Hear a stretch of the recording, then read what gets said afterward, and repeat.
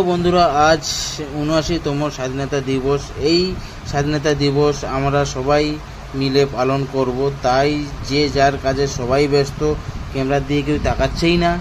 এই ৭৯তম দিনটাকে আমরা অনেকটা ভিন্নভাবে পালন করব। দড়িতে কত সুন্দর ছোট ছোট পতাকা আমরা আঠা দিয়ে চিপকাচ্ছি, এটাকে উপরে দেওয়ার জন্য উপরে টাঙাবো আমরা।